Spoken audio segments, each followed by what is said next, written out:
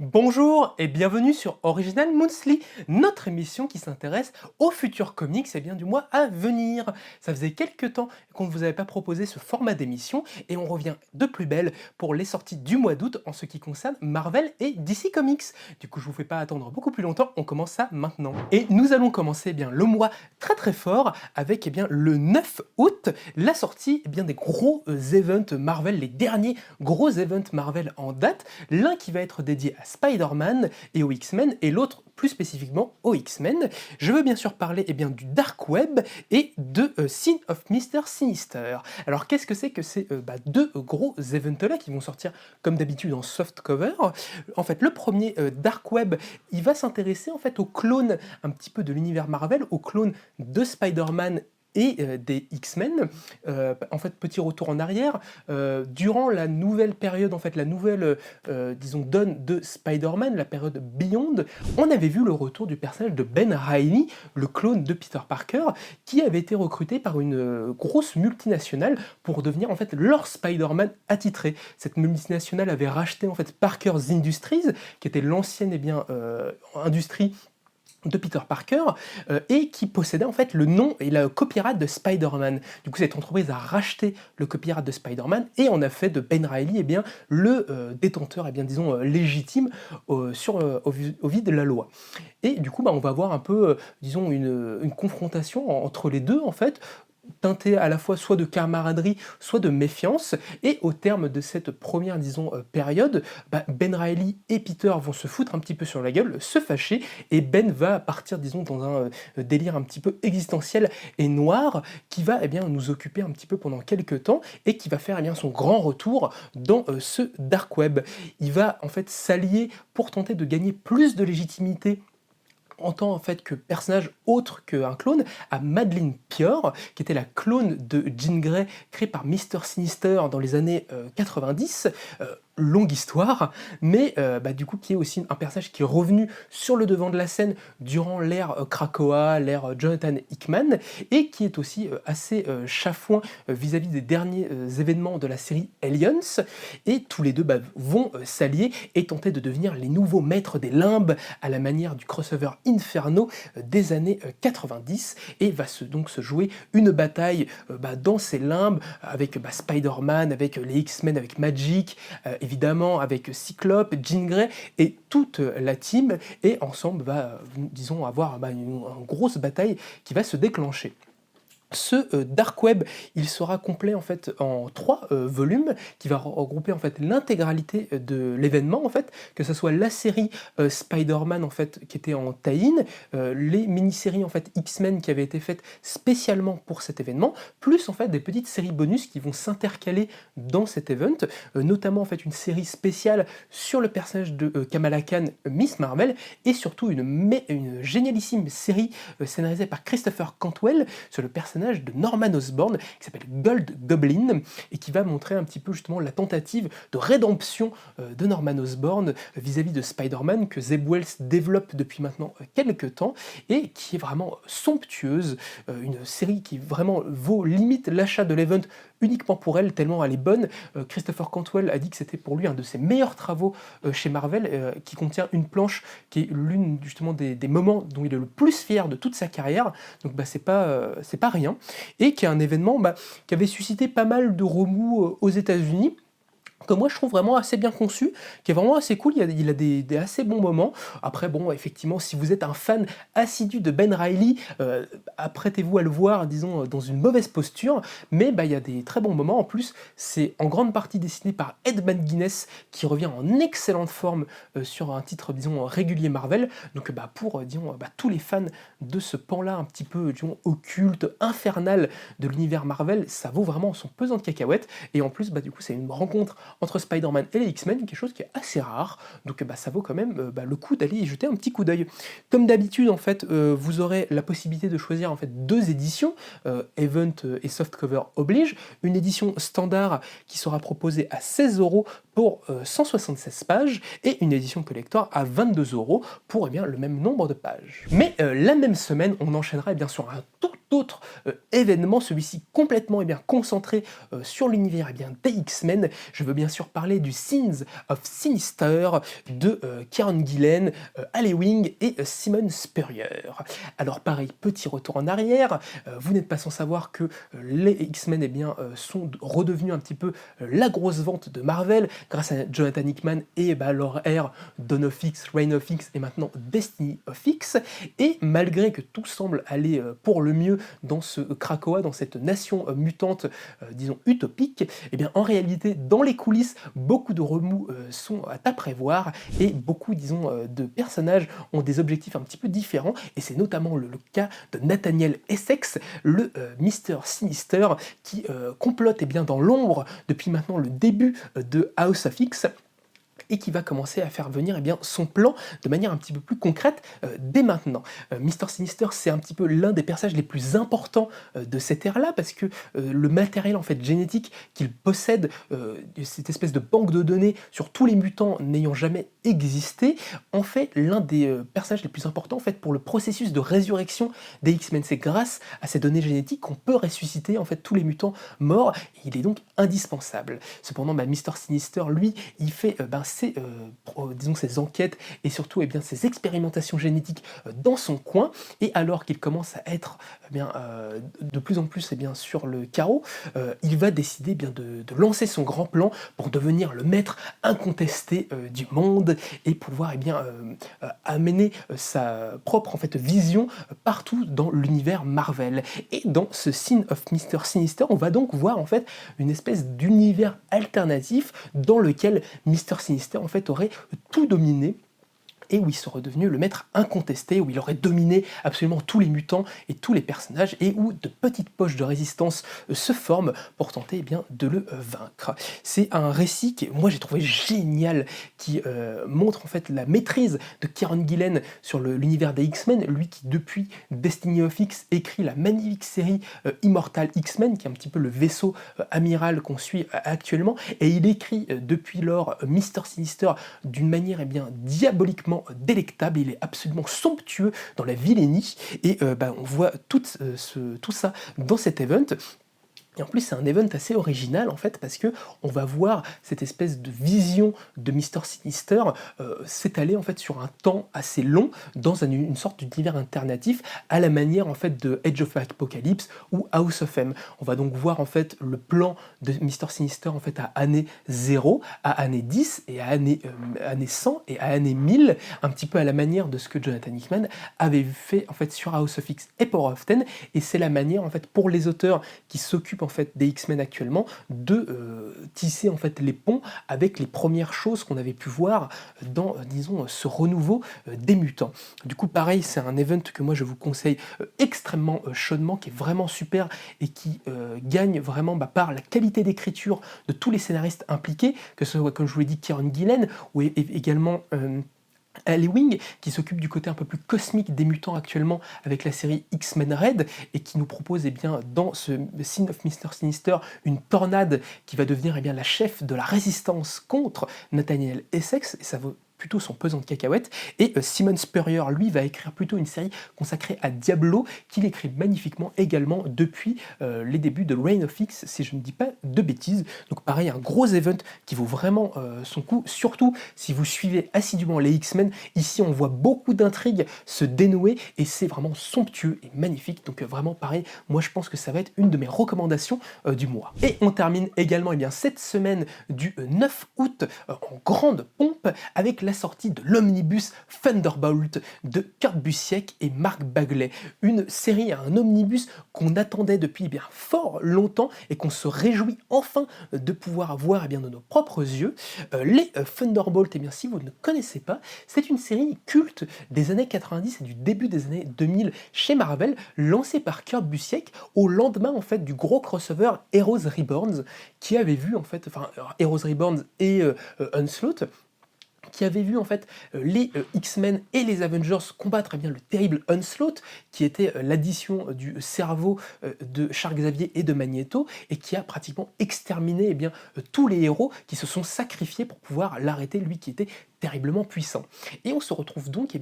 dans un univers en fait Marvel privé de ces 4 fantastiques, de certains X-Men et des Avengers qui sont été plus ou moins ressuscités, reformés dans un univers alternatif créé par Franklin Richards qui s'appelle Heroes Reborn. Et pendant ce temps-là, en fait, notre univers Marvel se retrouve sans grands héros. Sans grands héros pendant très peu de temps, car une nouvelle équipe va faire son apparition, qui sont les Thunderbolts, et qui est une équipe particulière, car elle est menée par le terrible Baron Zemo, l'un des plus terrifiants adversaires de Captain America, qui a décidé de profiter en fait de cet appel d'air pour créer une fausse équipe de super-héros en fait menée en sous-main par des vilains pour leur permettre en fait d'être plus rapidement, plus facilement faire état de leur vilainie et de leurs crimes. Et on va donc voir ce Baron Zemo diriger une nouvelle équipe où vous avez pas mal de super méchants en fait qu'on a vu, disons des méchants secondaires voire tertiaires de l'univers Marvel qui vont avoir une nouvelle utilité ici et qui vont avoir des aventures assez rocambolesques. Parce que le principe en fait de ces Thunderbolts, c'est que dans un premier temps tous ces personnages vont être des méchants, mais certains vont chercher à profiter de cette nouvelle opportunité qu'il leur est offerte pour tenter d'avoir une rédemption, pour en profiter d'être des vrais héros malgré cette couverture de façade et des conflits vont commencer à naître au sein de l'équipe et ça va être assez compliqué, mais ça va être un délice pour nous les lecteurs qui vont voir cette équipe entre guillemets s'entre-déchirer, voir des rédemptions magnifiques, voir des super-héros aussi rentrer dans les Thunderbolts en croyant vraiment que ce sont des vrais grands héros remplaçant des Avengers et vraiment ça va être une épopée génialissime à suivre qui va à la fois être assez originale dans sa forme, mais qui va beaucoup s'attarder sur le quotidien de nos héros, sur leurs états d'âme, sur, disons, le trouble que cela suscite chez eux, et ça va, je vous dis, vraiment être super sympa à suivre. On va vraiment voir des grands personnages naître à ce moment-là, et Kurt Busiek va vraiment prendre un petit peu les rênes de l'univers Marvel à partir de ce moment. Kurt Busiek, je vous le rappelle en fait, à ce moment-là, quand il écrit les Thunderbolts, c'est surtout le grand auteur primé de Marvels,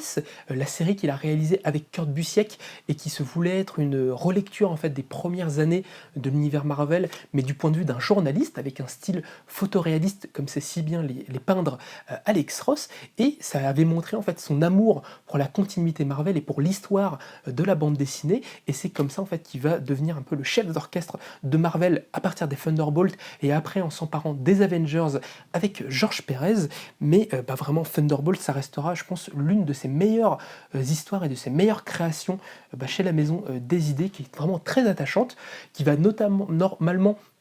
donner naissance à un futur film chez Marvel Studios, donc c'est en partie pour ça je pense que Panini nous le réédite aujourd'hui, mais au-delà de son intérêt pour le futur de Marvel au cinéma, c'est surtout une immense saga qui s'attarde beaucoup sur leurs personnages et surtout qui a une série un petit peu au long cours qui prend le temps en fait de développer tous ces héros, de leur donner une destinée propre et de les faire vivre en fait au quotidien. Et ça, moi, c'est ce que je préfère dans la bande dessinée américaine, dans ces longues séries. Pour moi, c'est l'intérêt premier de ces histoires et franchement, elles sont magnifiquement narrées par Kurt Busiek, qui est toujours un amoureux ultime des comics et qui nous le montre ici. Et en plus, il est adjoint par le fantastique Mark Bagley au dessin, grand dessinateur de Marvel qui s'était fait la main notamment sur Spider-Man dans les années 90 et qui deviendra durant les années 2000 le grand dessinateur de Ultimate Spider-Man. Cet omnibus de Thunderbolt, il sera assez copieux parce qu'il comportera 1120 pages pour un total de 90 €, donc de quoi avoir de très très bonnes heures de lecture dans ce gros pavé de Thunderbolt. On enchaîne ensuite avec les parutions du 15 août, avec encore une fois beaucoup de choses de l'univers Marvel, avec pour commencer la version, en fait, l'édition deluxe du crossover Hellfire Gala, l'intégrale du premier Hellfire Gala, qui était également un gros crossover, un event des X-Men et qui était sorti maintenant il y a quelques temps, qui faisait suite au crossover en fait Ten of Swords, qui avait vu la confrontation en fait entre entre les X-Men et les mutants de la nation de Krakoa et leurs cousins, leurs frères ennemis de la nation Arakko, beaucoup plus violents et terribles que les autres. Et cette grande confrontation en fait s'était soldée par une sorte de trêve et ça avait en fait on avait appris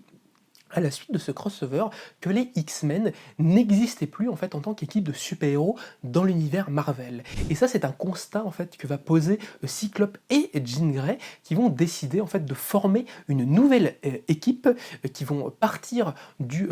conseil en fait secret de Krakoa pour cela et qui vont décider en fait avec la complicité de Emma Frost d'organiser des élections pour en fait que les mutants élisent leurs représentants, en fait, leur équipe de X-Men. Et ça va donner lieu en fait à une grande soirée, un Hellfire Gala, qui va en fait voir tous les plus grands personnages de l'univers Marvel en fait être invités pour assister à cette nomination des X-Men. Du coup, c'est un événement en fait assez original qui pose les bases en fait de la suite des grands bouleversements des X-Men, notamment pendant la période en fait Reign of X et Destiny of X, et qui se propose en fait de ne pas forcément être un gros event de baston, d'affrontement, mais au contraire un pur event de développement de personnages, d'intrigue. On va voir comment les mutants cherchent à avoir en fait face au monde une attitude optimiste, à montrer qu'ils sont fréquentables, que politiquement en fait ils peuvent produire beaucoup de choses, et c'est un événement du coup qui va beaucoup parler de politique, d'intrigue de cours, qui va beaucoup développer, faire un peu un état des lieux du développement des personnages en fait dans chaque série X-Men consacrée. Et moi, c'est un événement que j'avais beaucoup aimé. Comme je vous dis, c'est très original. Si vous n'avez pas forcément trop suivi les dernières séries X-Men, vous pouvez, je pense, y aller en toute sécurité parce que ça fait vraiment un état des lieux des derniers gros trucs. Donc, ça vous permet un petit peu de vous remettre à la page et ça vous donne du bonus si vous avez suivi tout ça de manière assidue. Si vous avez suivi en fait les Deluxe avec X-Men, Marauders, X-Force, Ten of Swords et quoi que ce soit, c'est vraiment l'étape d'après à ne pas manquer parce que ça inclut en fait beaucoup de nouvelles choses qui vont être très importantes pour la suite. Et je vous dis, moi je trouve que c'est vraiment un super bouquin, très original et que je vous conseille fortement et qui sera disponible pour un total de 384 pages pour 35 €. On enchaîne ensuite avec le gros mastodonte qui est l'Omnibus Marvel Zombie, le tant attendu gros intégral de Marvel Zombie, qui est cet univers alternatif de Marvel très très culte dans les années 2000 de la plume de Mark Millar. Petit je vous dis contexte, Mark Millar en fait il a très envie, en tout cas de faire une histoire avec des zombies dans l'univers Marvel, mais c'est quelque chose qui va pas forcément faire consensus quand il va proposer ça aux autres scénaristes, et c'est à l'époque Joey Quesada qui va lui proposer de lier en fait cette intrigue là aux intrigues en fait de l'univers Ultimates que Millar en fait a participé à forger avec les Fantastic Four et les X-Men. Du coup en fait la première apparition des zombies dans l'univers Marvel en fait va se faire dans la série Ultimate Fantastic Four, où Reed Richards, le Reed Richards en fait Ultimate, va être à la recherche en fait d'autres univers, d'autres mondes, et on va dans un premier temps penser qu'il va rentrer en contact avec l'univers classique de Marvel, l'univers 616, mais en fait tout cela n'est qu'une supercherie car ce sont les zombies en fait d'un univers alternatif, des super-héros zombies en fait qui suite à une épidémie ont dévoré leur monde entier et qui souhaitent maintenant venir infester d'autres univers, et va donc voir une sorte de petite invasion dans l'univers Ultimate qui va grâce au Fantastic Four être déjoué de peu, mais le concept de cet univers zombie en fait est maintenant lancé et a eu beaucoup de succès, et ça va donner envie à Marvel de l'exploiter un petit peu plus, et pour cela en fait ils vont aller chercher le bon Robert Kirkman qui commençait à cette époque à avoir beaucoup de popularité grâce à la série The Walking Dead qui était encore à ses balbutiements à l'époque et qui va être aidé par le dessinateur Sean Phillips qu'on connaît aujourd'hui beaucoup plus pour son travail avec Ed Brubaker sur la série Criminal, sur Killer Be Killed, Fondu au Noir et j'en passe et des meilleurs. et tous les deux vont vraiment créer une saga vraiment assez glauque, assez horrible, où les héros Marvel sont vraiment des zombies dégueulasses, qui souhaitent tout dévorer, qui s'entre-déchirent eux-mêmes et qui souhaitent réussir à trouver les derniers êtres humains vivants pour rassasier leur faim et inextinguible. Donc c'est vraiment une série assez culte, extrêmement noire, très cynique, comme Mark Millar savait bien le faire à l'époque. Il y a des scènes assez glauques et assez horribles, mais c'est quand même quelque chose qui aura marqué l'univers Marvel et qui est vraiment une bonne histoire on vous conseille vraiment assez fortement et qui saura vous plaire, je pense, si vous aimez les choses un peu glauques. Je vous conseille donc très fortement cet omnibus de Marvel Zombies si vous aimez les histoires très noires, très glauques, où Robert Kirkman montre toute sa maîtrise du genre du zombie, ici twisté avec des super pouvoirs et des super-héros, avec en plus des moments assez dramatiques, hein. Le dernier combat de Magneto pour l'humanité, les recherches incessantes de Hank Pym pour découvrir de plus en plus des choses sur leurs conditions de zombies et beaucoup d'autres choses, notamment l'arrivée d'un autre personnage assez assoiffé et de faim qui va faire son arrivée sur l'univers Marvel et dont la confrontation avec les Marvel Zombies va être assez épique. Donc je vous dis, vous allez avoir plein de choses, parce que moi ce que je vous ai un petit peu pitché, c'est surtout la première saga en fait que vous allez retrouver dans cet omnibus, mais comme Marvel Zombies ça a été un gros best-seller durant les années 2000 en fait chez Marvel, ils ont fait plein de dérivés, vous avez plein d'autres histoires qui se déroulent dans cet univers, on voit d'autres poches de résistance, d'autres héros qui ont survécu, il y a des choses parfois beaucoup plus noires, d'autres beaucoup plus drôles, notamment par exemple des choses avec Howard le Canard, avec Blade, avec Machine Man, des choses assez sympathiques, mais ça serait quand même honteux de vous dire que c'est quand même la première saga qui reste la meilleure et la plus intéressante, qui était ressortie assez récemment en format Marvel, en must-have, dans la collection Marvel must-have, mais si vous aimez bien le délire, si vous aimez bien les grosses séries B, les trucs comme ça, cet omnibus, je pense, pourrait vraiment beaucoup vous plaire. Il y a beaucoup de petites surprises assez sympas, et ne serait-ce que pour l'originalité de voir le grand maître du zombie, Robert Kirkman, sur un truc Marvel comme ça vaut quand même pas mal le coup d'œil. Donc cet omnibus fera un total de 1232 pages pour un total de 90 €. Donc il sera quand même également assez copieux. Et on termine cette semaine avec un ouvrage un petit peu plus petit, un peu plus contenu, mais très original et très réussi. Je veux bien sûr parler du Namor par Christopher Cantwell. Le grand Christopher Cantwell, dont je vous ai déjà vanté les mérites au début de la vidéo sur Gold Goblin, qui avait déjà écrit Iron Man ou encore le Docteur Fatalis chez Marvel, s'intéresse cette fois-ci à Namor dans un What If, dans un univers Marvel en fait alternatif qui se déroule dans un futur en fait un peu post-apocalyptique où, à cause du réchauffement climatique, les mers et les océans en fait ont recouvert pratiquement la totalité du globe, et Namor, qui est du coup le roi, le maître des océans et des mers, est donc devenu le maître du monde entier, quelque part ce qu'il avait toujours rêvé d'être. Cependant, tout ça est peut-être un peu moins joyeux qu'il pourrait advenir, et Namor, en plus d'être le souverain de son propre peuple, les Atlantes, se retrouve aussi à gérer les derniers êtres humains en fait qui ont trouvé refuge au sein d'Atlantis, mais du coup des humains privés de leur état naturel vont beaucoup avoir de choses à réclamer à Namor, et des tensions vont naître entre le peuple atlantéen et les derniers survivants de l'univers Marvel, et ça va être à Namor de réussir à trouver le moyen de créer un bon climat entre tout ça, et ça va être une réflexion sur la politique un petit peu actuelle, sur l'écologie, sur le devenir un petit peu de l'humanité, et c'est très bien fait, toujours de manière très intelligente par Christopher Cantwell, de manière aussi très émotionnelle. Moi je trouve que le portrait qu'il fait de Namor en tant que roi, qui a vraiment toutes les horreurs du monde sur ses épaules, tout le poids du monde à assumer,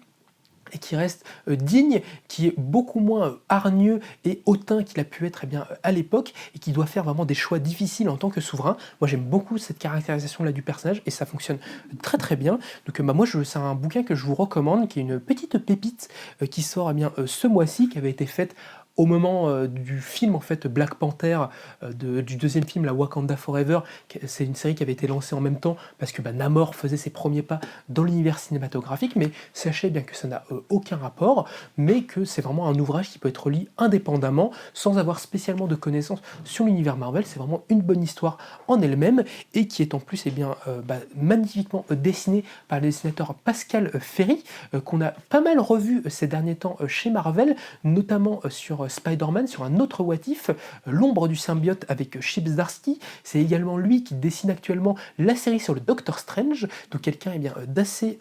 bah, entreprenant et d'assez productif en ce moment, et qui nous propose, eh bien, de magnifiques planches, disons avec un trait, numérique qui, je trouve, bah, fonctionne super bien pour, ben, représenter les océans.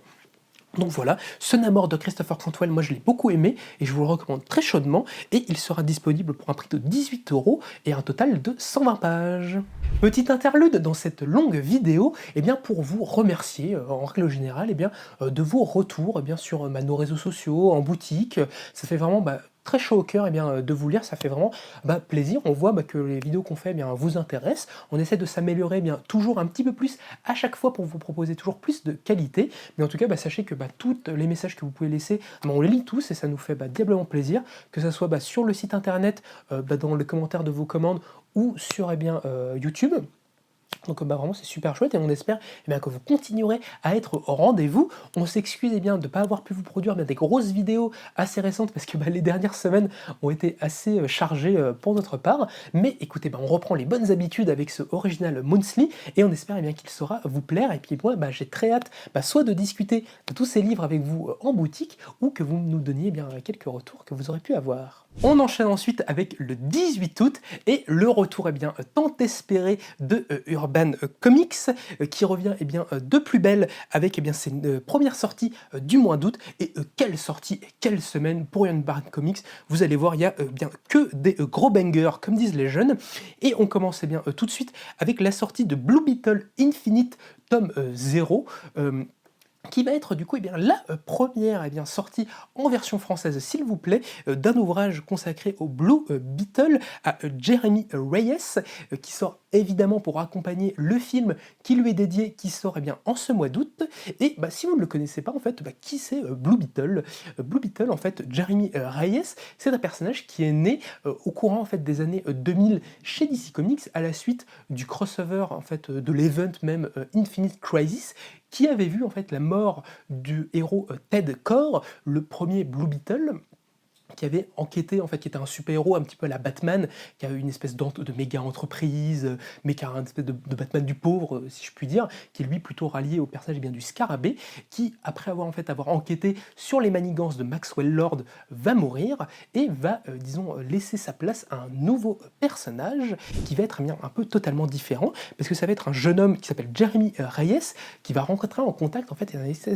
espèce de scarabée, mystique qui avait été étudié en fait par Ted Kord et qui est en fait un artefact extraterrestre qui est envoyé par une race en fait qui souhaite coloniser l'univers, et chaque scarabée en fait s'écrase sur une planète pour devenir le représentant de cette race et commencer à la conquérir un petit peu, en sous-main.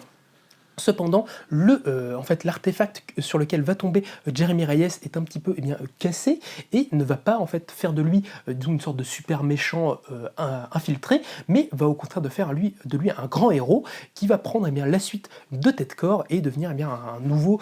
super-héros en fait, un petit peu à la manière de Spider-Man, un petit jeune en fait qui est à l'époque, bah, seulement, au lycée, qui va avoir des super pouvoirs, gigantesques et qui va devenir un personnage assez important, de l'univers d'ici. Il va faire partie, des Teen Titans, et il va notamment, bah, repousser, presque à lui seul, l'invasion en fait de, bah, cette race de scarabées de l'espace, et bah, du coup devenir quelqu'un d'assez, puissant et d'assez important.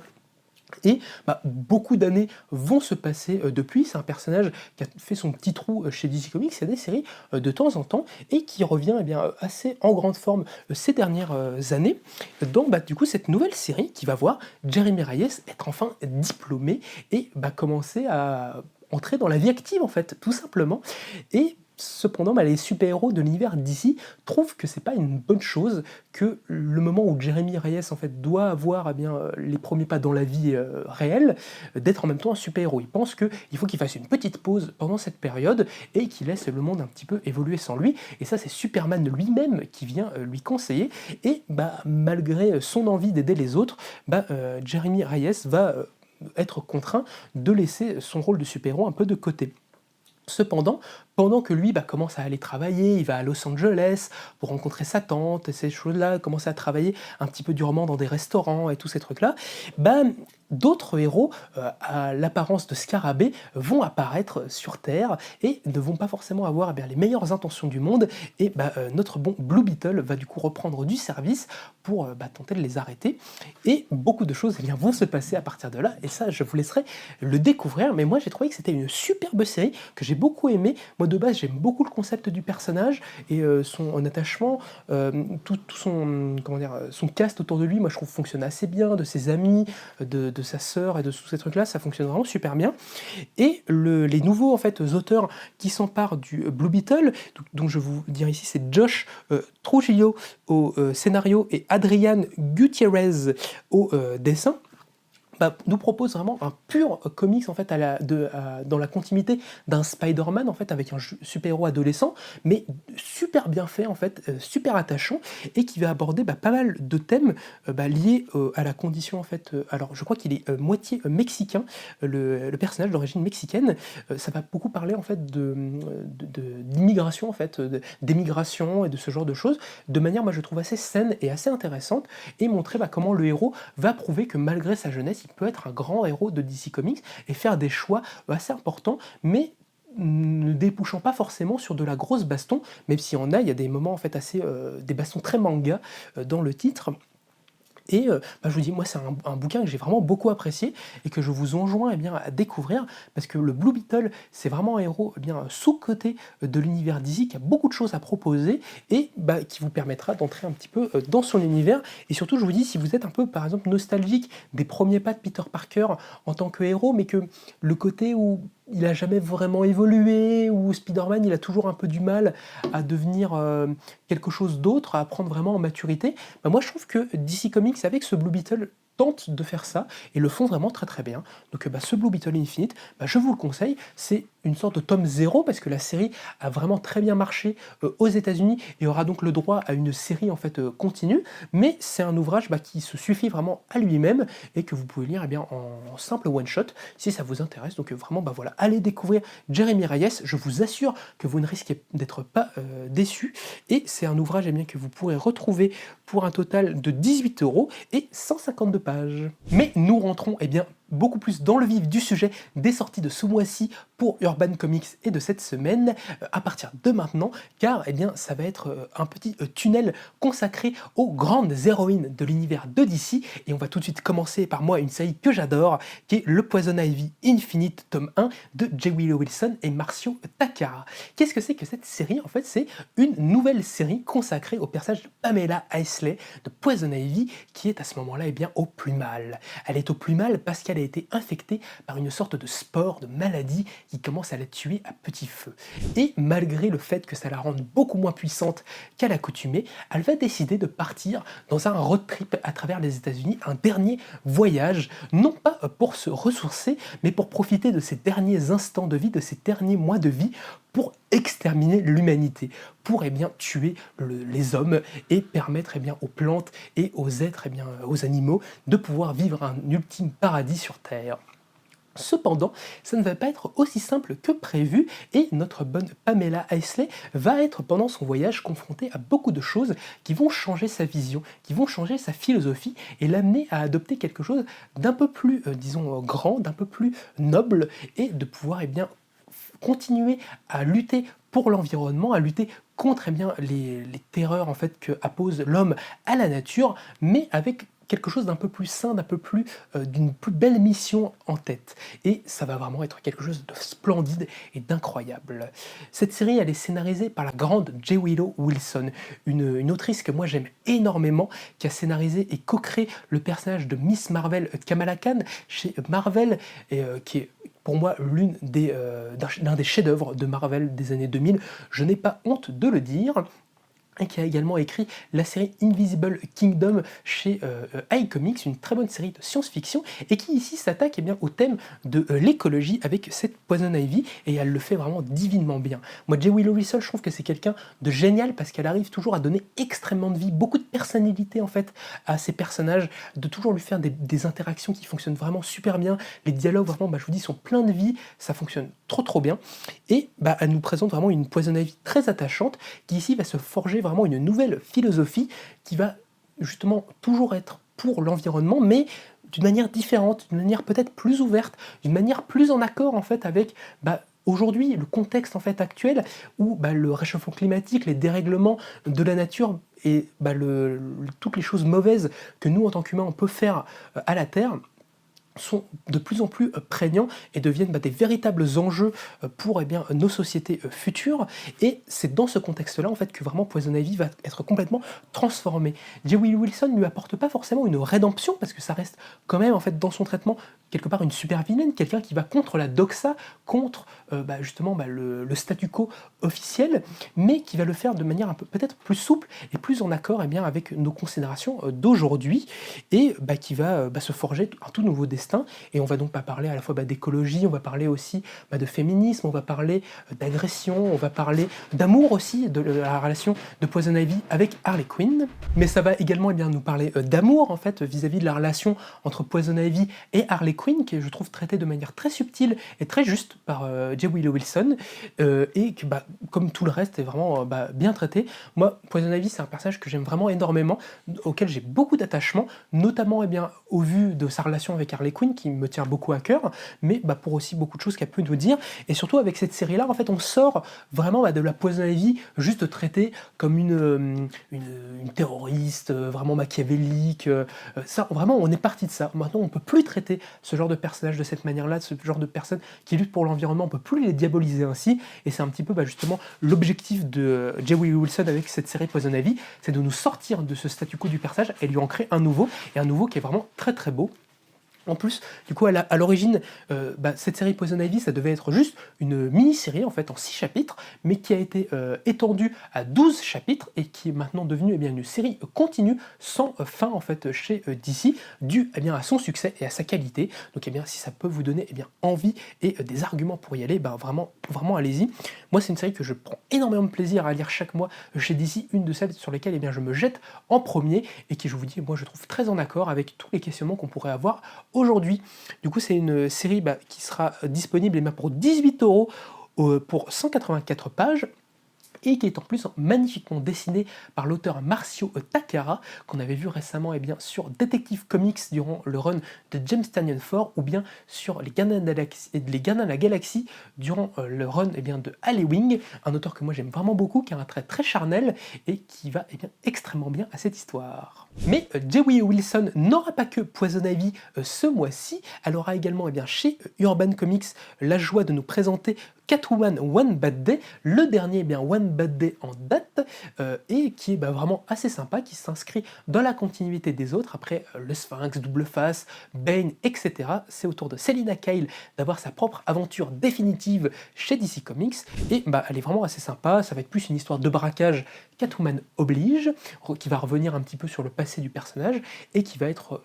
illustré de main de maître par le somptueux Jamie McKelvick, auteur notamment de Weekend and the Divine chez Image Comics, et Glénat avec l'auteur Kieron Gillen, également auteur des Young Avengers chez Marvel, et qui avait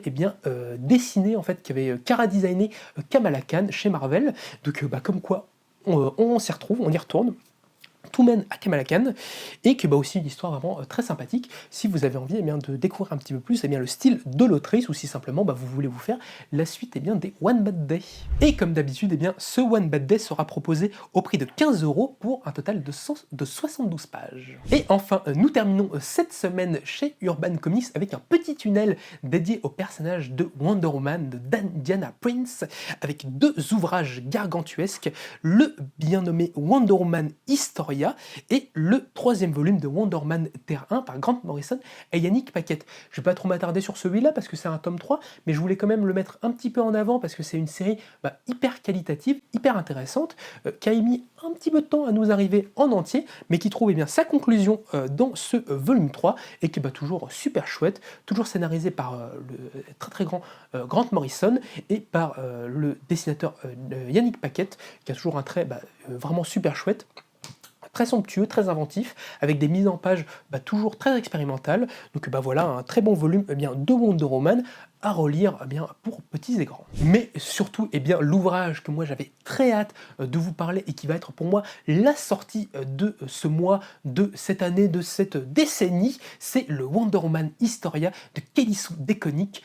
Phil Jiménez, de Jen A et Nicolas Scott. Alors qu'est-ce que c'est que cet ouvrage? C'est un ouvrage dans le Black Label destiné au personnage de Wonder Woman qui va s'attarder sur l'histoire des Amazones, qui va revenir sur l'histoire mythologique des Amazones et comment les déesses du panthéon grec ont, après avoir assisté à la manière dont les hommes traitent les femmes depuis des décennies et des décennies, comment les femmes sont tuées, sont détruites par l'engeance masculine, comment ces déesses vont décider de prendre toutes les âmes de ces femmes détruites par les hommes et les réincarner sur Terre en Amazones, en guerrières impitoyables qui seront leurs bras armés pour défendre les femmes et créer une société peut-être un peu plus égalitaire ou en tout cas un peu plus juste. Et c'est cette histoire mythologique, ce processus de cette déesse qui va nous être raconté dans ce Wonder Woman Historia et nous montrer comment la simple humaine Hippolyta va devenir la grande chef des Amazones et finir par forger sa légende et de créer l'île de Themyscira, du coup l'île des Amazones, ce havre de paix où les femmes peuvent être elles-mêmes. Pour moi, ce Wonder Woman Historia, c'est un chef-d'œuvre, vraiment un chef-d'œuvre comme on en voit très peu par décennie. La scénariste Kelly Sue DeConnick a vraiment fait un travail incroyable de recherche et d'écriture sur ce volume-là. C'est vraiment génial parce que ça lie à la fois la mythologie de DC Comics et les véritables mythologies gréco-romaines. Ça fait vraiment un hommage vibrant au travail de George Pérez chez DC Comics et c'est vraiment, je vous dis, incroyable. Ça va nous parler vraiment de la manière dont les femmes ont été traitées à travers l'histoire. Ça va nous parler de féminisme, de violence, d'utopie et de tout ce genre de trucs là et ça le fait vraiment incroyablement bien. C'est un ouvrage qui a été récompensé d'un Eisner Award pour la meilleure histoire pour le premier chapitre de ce volume, donc s'il vous plaît, quand même. Et il est adjoint par beaucoup de grands dessinateurs et dessinatrices pour donner vie à cette vision vraiment unique et incroyable. On va, comme je vous l'ai dit au début, retrouver 3 dessinateurs et dessinatrices qui vont se partager chacun un chapitre. Le premier, ça va être Phil Jiménez, qu'on avait notamment découvert au début des années 2000 sur les Invisibles de Grant Morrison, sur Wonder Woman, sur X-Men aussi avec Grant Morrison, qui est un auteur incroyable, somptueux, hyper précis dans son trait et qui propose des visions mais vraiment incroyables. Il a mis vraiment beaucoup de temps à réaliser ce premier chapitre et on comprend pourquoi quand on le voit parce que c'est vraiment, mais ça tue quoi, c'est incroyable ce qu'il a réussi à faire. Moi je n'en reviens pas du travail graphique qu'il a fait et il est aidé sur les chapitres suivants, enfin en tout cas rejoint par le dessinateur Jen A qui avait réalisé, qui est surtout connu pour avoir réalisé la série Top 10 avec Alan Moore et qui sera adjoint pour le dernier et troisième chapitre par Nicolas Scott, dessinatrice qu'on avait retrouvé sur pas mal de trucs récemment, qui a fait du Secret Six avec Gail Simmons dans les années 2000, qui a fait du Earth 2 avec Tom Taylor, qui a co-créé la série Black Magic avec Greg Rucka et qui apparaît un trait assez précis, assez réaliste, qui fonctionne super bien pour cette histoire. Donc je vous dis vraiment Wonder Woman Historia, pour moi c'est un ouvrage à ne pas rater, l'un des ouvrages de l'année chez DC Comics. Si vous êtes déjà passé en boutique à Original Comics, je vous en ai sans doute déjà parlé parce que c'est quelque chose que j'attends vraiment beaucoup et que surtout je vous conseille vraiment d'aller voir. C'est un ouvrage unique, incroyable, et si vous êtes fan de Wonder Woman, vraiment, il n'est pas raté, il est passionnant dans les thématiques qu'il déploie, les dialogues et tous les monologues un petit peu intérieurs que Kelly Sue DeConnick a écrits sont vraiment géniaux, c'est super bien écrit et bah, vraiment, voilà, moi, c'est un ouvrage que j'adore, que je vous conseille et que je vous dis, bah, pour moi, il y a des ouvrages comme ça, il y en a que quelques-uns par décennie dans le monde du comics et dans le monde de la bande dessinée, donc celui-là, vraiment, il n'est à pas rater et il sera retrouvé bien pour 24 € pour un total de 248 pages. On enchaîne ensuite avec la réédition d'un autre gros event, c'est 13 events ce mois d'août, un autre gros event de l'univers Marvel qui avait eu lieu il y a maintenant une petite année. Je veux bien sûr parler bien, du King in Black qui nous revient bien, dans un format double absolute à la manière du Empire qui était ressorti également l'année dernière, si je ne dis pas de bêtises. Alors King in Black, qu'est-ce que c'est? C'est, disons, le chant du cygne, le développement final de Donny Cates sur Venom, sur la réinvention géniale de Donny Cates sur le personnage de Eddie Brock, qui l'a vu transformer complètement la mythologie des symbiotes, créer le personnage de Knull, le dieu des symbiotes, qui a été enfermé il y a de cela des lunes et des lunes par les symbiotes eux-mêmes pour l'empêcher de ravager l'univers. Et suite à la confrontation entre Venom et Cletus Cassidy durant Absolute Carnage, Knull est libéré et va faire route vers la Terre pour récupérer toute sa force et tous les symbiotes et envahir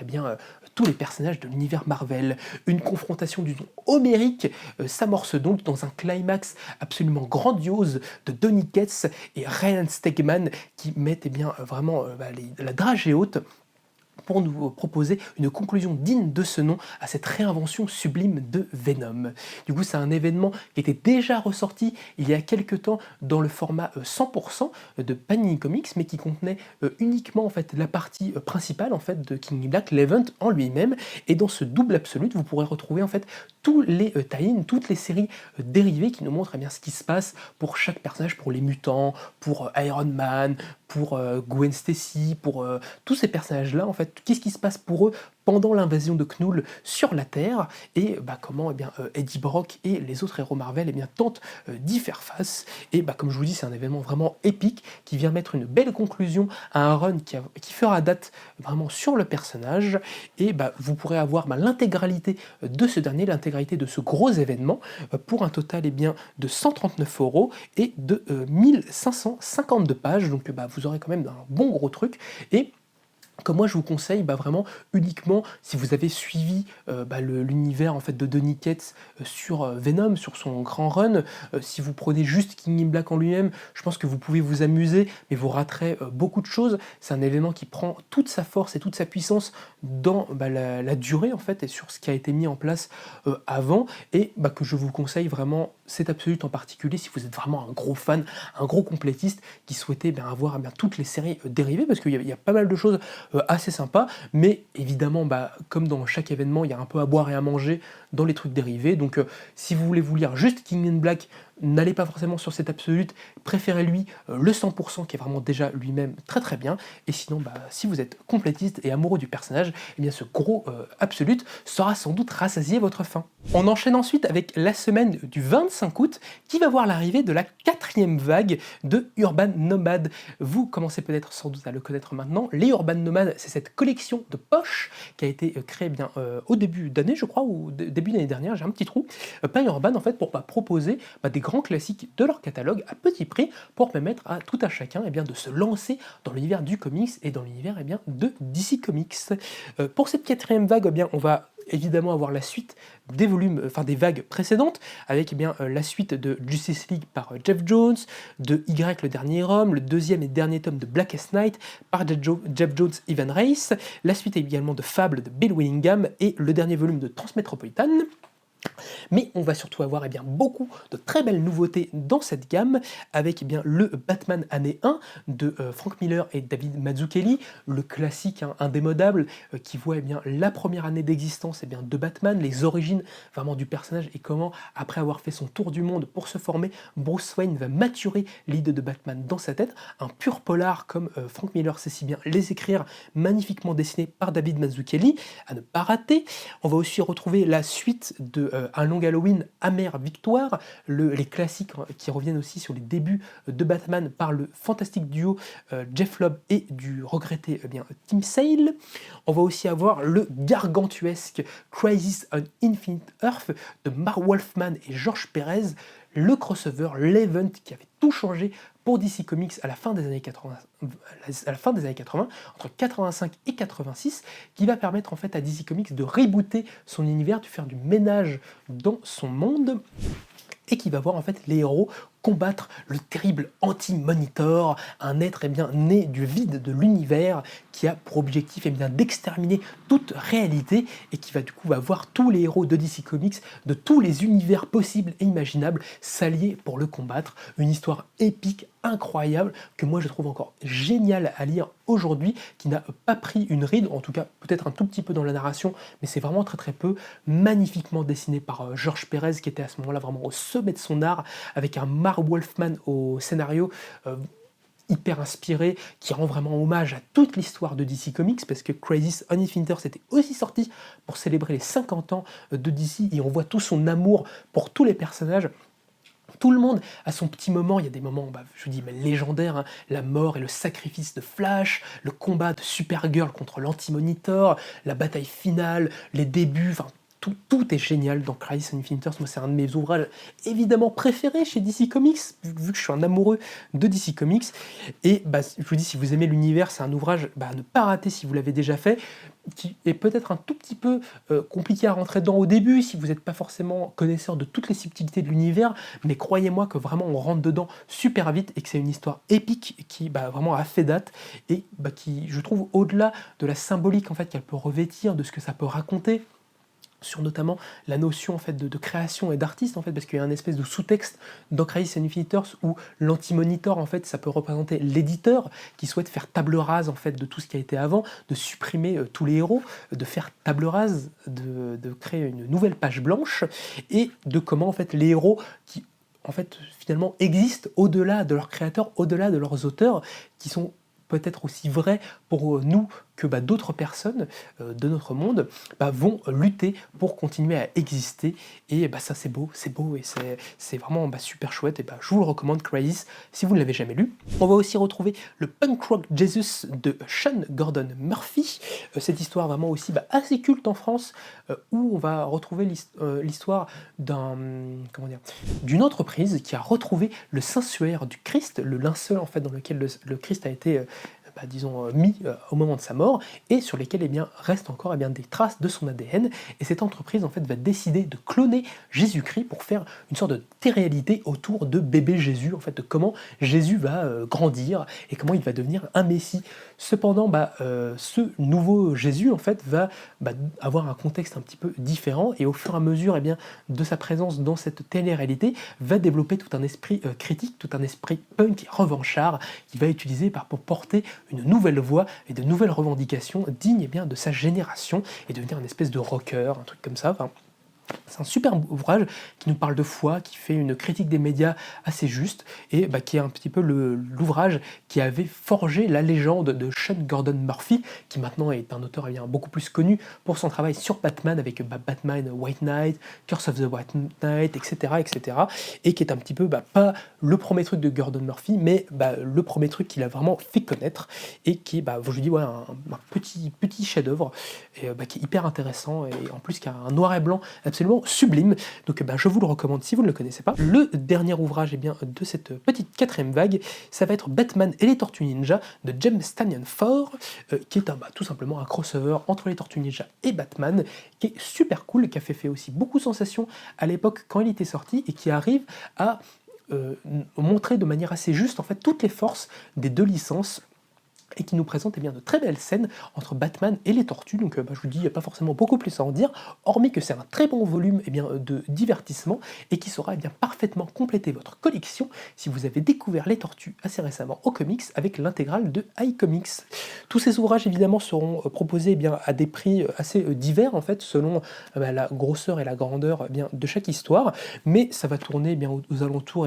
de 4-9 euros selon chaque bouquin. Donc voilà, encore une une fois une très belle sélection d'Urban Nomad. On a très hâte de voir arriver les prochaines, et il y a, je pense, moyen de bien vous faire plaisir en allant chercher des gros classiques et des petits chefs-d'œuvre que vous n'aviez peut-être pas pu récupérer faute de budget, ou peut-être des choses que vous ne connaissiez pas trop. Donc voilà, il y aura pas mal de trucs, évidemment, on vous en parlera peut-être un peu plus en détail au moment de la sortie. Et enfin, nous allons conclure cette vidéo et ce mois-ci avec les parutions du 30 août qui vont tous deux s'intéresser à deux fins en fait de grosses séries publiées chez Marvel assez récemment. Je veux bien sûr parler de Strange Academy Final de Humberto Ramos et Scotty Young, et du troisième volume du Punisher période Jason Aaron par Jason Aaron, Jesus Rice et Paul Acaceta, qui conclut tous les deux deux grandes séries vraiment très très sympas. Le Strange Academy, que vous avez été beaucoup à suivre chez nous, et qui a été une série vraiment très bonne du début à la fin, dans un ton très young adulte, qui s'intéresse à une école de sorciers créée par le Docteur Strange afin de former les grands mages de demain de l'univers Marvel. École qui est quelque peu bouleversée par la mort assez récente et tragique du bon Stephen Strange. Du coup, on va voir quelle influence cela va avoir sur les élèves, sur les autres professeurs, et comment disons, cette expérience scolaire va se conclure. Toujours vraiment super bien fait. Humberto Ramos, vraiment, il est vraiment le meilleur toujours pour dessiner des adolescents. Et Scotty Young fait toujours prompt d'un très bon scénar. Et on l'avait surtout connu pour ses travaux avec I Hate Fairyland ou sur Deadpool ou des choses comme ça, mais il montre aussi qu'il peut aussi être un très bon auteur young adulte, et les personnages qui ont été créés dans Strange Academy, j'espère qu'on continuera à les voir dans l'univers Marvel, parce qu'ils ont vraiment beaucoup de potentiel. Moi je m'y suis pas mal attaché, et donc voilà, une excellente série aussi qui se conclut vraiment de très belle manière. Et également le Punisher de Jason Aaron, qui aura été sorti quand même de manière assez rapide chez nous, parce que le tome 2 remonte à pas si longtemps que ça, et qui aurait été, moi je trouve, une série passionnante de bout en bout. Moi j'adore l'approche que Jason Aaron en fait a eue sur le Punisher, une approche certes étrange, critiquable sur certains côtés, mais passionnante thématiquement, où il va faire vraiment de Frank Castle un symbole en fait de la violence intrinsèque des États-Unis, qui remonte à son enfance, et comment ça l'a bouffé en fait toute sa vie. Et ça va permettre en fait à Jason Aaron quelque part de tuer le Punisher, en fait, de tuer aussi l'attachement qu'on pourrait avoir au Punisher, en fait, de ce qui va, c'est l'ambition un petit peu qu'il va avoir sur cette série-là, à nous montrer vraiment le Punisher comme un tueur froid et sanguinaire, en fait, et nous questionner sur son combat, sur la violence qu'il fait preuve, en fait, sur les objectifs qu'il se donne, sur son rapport avec sa famille et tous ces trucs-là. Et moi j'ai trouvé ça passionnant de bout en bout, et comme je vous dis, critiquable sur certains côtés, parce qu'il tranche avec des choses qu'on connaissait déjà de Frank Castle, et nous en propose une autre version beaucoup plus noire et sombre, mais thématiquement ça marche. Et Jason Aaron, ça a toujours été quelqu'un qui a évolué dans sa bibliographie autour de la question de la violence, de sa naissance, de sa légitimité, du moment où est-ce qu'elle s'arrête, est-ce qu'elle peut vraiment s'arrêter, hein. C'était une des trames de fond de Thor quand il l'avait écrit, sur sa série Scapeld chez Vertigo, et de tout ce qu'il a pu faire un petit peu en règle générale, quoi.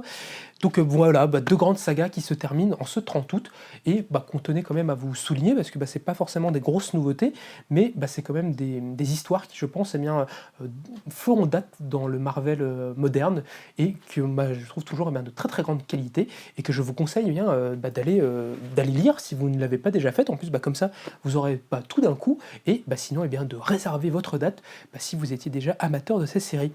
Le Strange Academy Final, il sera proposé pour 19 € pour un total de 144 pages, et le Punisher tome 3 de Jason Aaron, lui, il sera proposé pour 18 € pour 112 pages, donc de quoi pas mal nous régaler. Et bien voilà, ce original Monthly du mois d'août 2023 est terminé. Comme vous pouvez le voir, il y a pas mal de choses, ça va être un mois assez chargé. Évidemment, on prendra le temps de vous reparler de tous ces ouvrages et de tous les autres qu'on n'a pas forcément pu vous caser ici,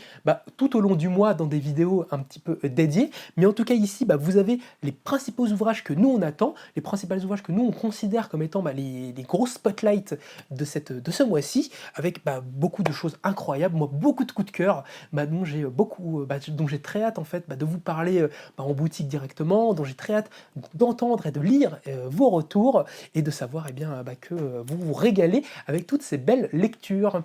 Évidemment, comme d'habitude, vous pourrez retrouver tous ces livres-là et tous les autres, eh bien, en règle générale, sur notre site, hein, originalcomics.fr. Tout ça sera évidemment en descriptif en fait, de cette vidéo. Et sinon, eh bien, n'hésitez pas à venir nous rendre visite au 49 rue La Sapède à Paris. C'est avec beaucoup de plaisir eh bien, qu'on vous accueille et qu'on discute eh bien, de comic books avec vous pour notre plus grand plaisir. Moi, eh bien, en attendant, je vous laisse et je vous remercie de nous avoir écoutés.